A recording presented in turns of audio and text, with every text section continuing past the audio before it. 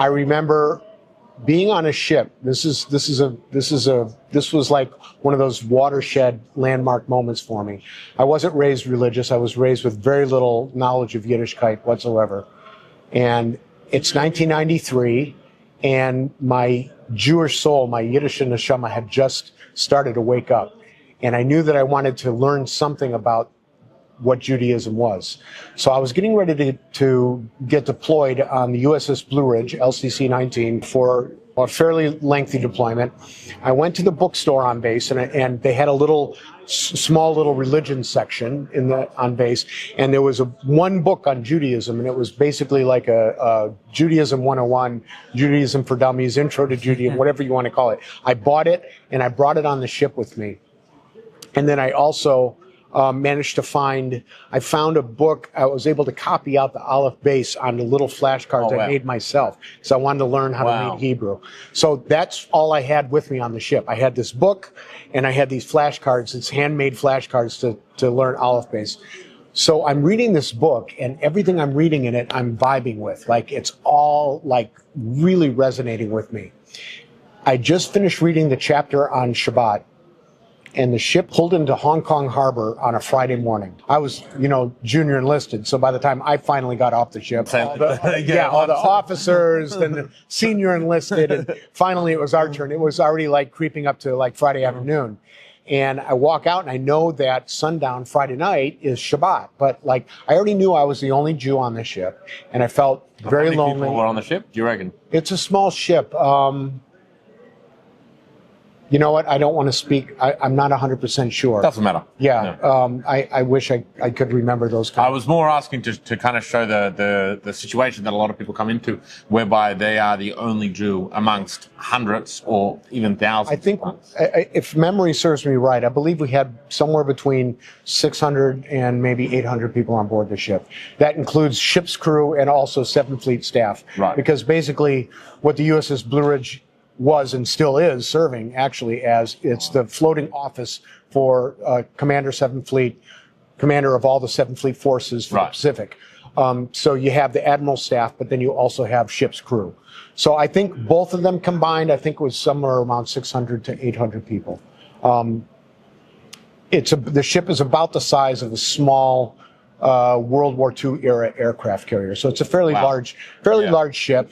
Again, I don't remember the beam. Anyhow.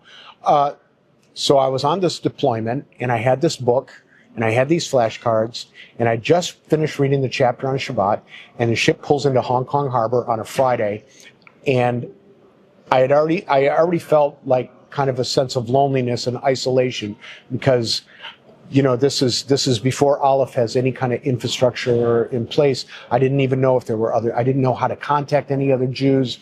I didn't know.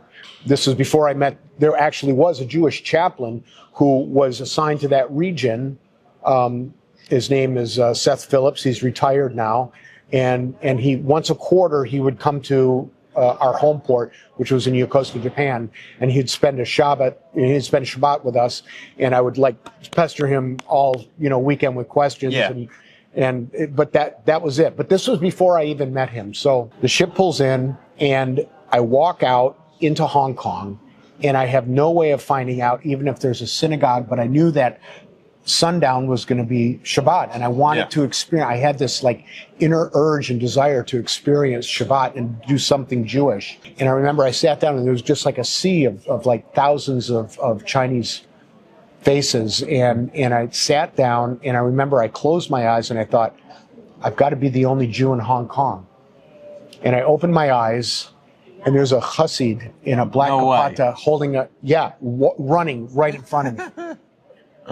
I went running up to him, and I said, is there a synagogue somewhere? And he goes, yeah, come with me. And he grabs my arm. Oh, wow. And so now I'm looking for a synagogue, and in the middle of Hong Kong. I'm not seeing a synagogue. We're making a beeline for the Hilton Hotel.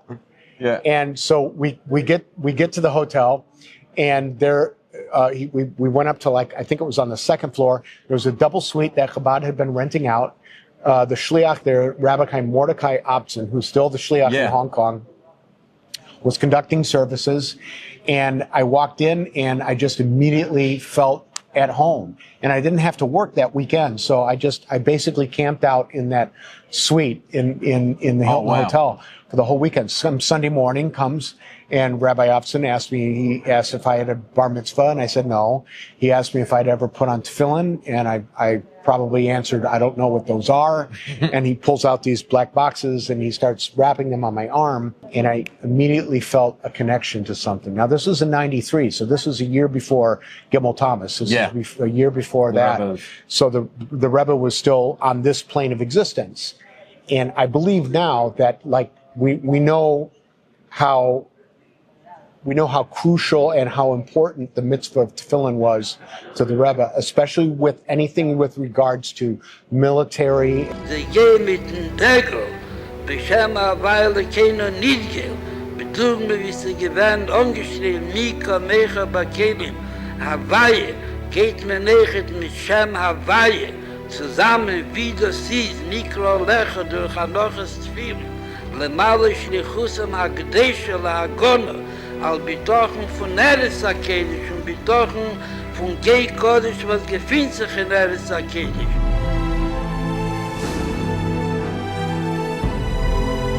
Israel, roughly the size of New Jersey, was surrounded by an Arab world 50 times its size. But in 6 days, the war was over. It's the first time in 19 years that Jews have been allowed to visit and pray at the site of the sacred Wailing Wall. So I felt this, like, connection immediately.